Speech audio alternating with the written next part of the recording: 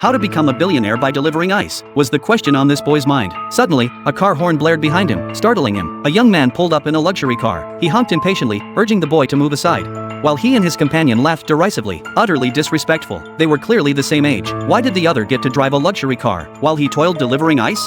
Resentment filled the boy's face. Then a newspaper on the ground caught his eye. It recounted the story of Andrew Carnegie, the tycoon. Like the boy, he had never attended school. He started working early to make his fortune. Eventually, he rose to become a wealthy man. This story captivated the boy. He silently vowed to become a tycoon himself, to trample those rich kids who looked down on him underfoot. The boy's name was Reed. When he returned home after a long day's work, only a bowl of leftovers awaited him. From the sickbed beside him came a cough. His mother's condition had worsened again. Red demanded to know why his father wouldn't buy medicine for her, but his father said there was nothing he could do. Furious, Red pulled out the newspaper. He told his father he would strive to become wealthy too, to hire the best doctors to treat his mother. Yet he received no encouragement from his father. His father told Reed he'd never become wealthy. Looking at his younger siblings, Reed said nothing more in protest, but from that moment on, his disappointment in his father and this family was complete. When night fell, Reed prepared to run away from home. Not only would this save money for his mother's medicine, but there were also more opportunities to earn money outside. He slowly approached the sickbed and told his mother his decision. His mother supported every one of Reed's ideas. She felt she had held him back in his growth.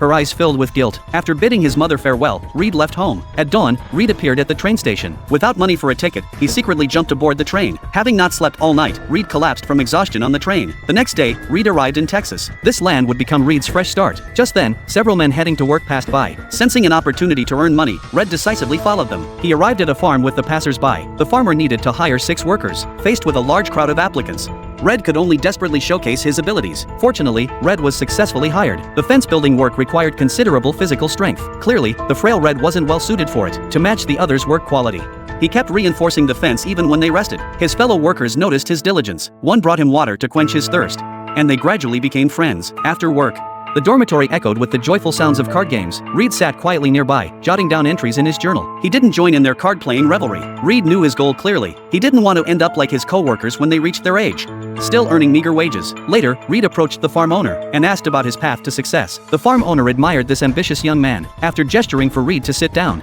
he slowly shared the secret to his years of success. The farmer's words struck a chord with Reed. Instantly, a new idea took shape in his mind. Reed proposed to the farmer. If he could finish the work ahead of schedule, could he be rewarded with the money saved? The farmer smiled and agreed. The next day at work, Reed found a way to speed up the process, where everyone usually worked separately.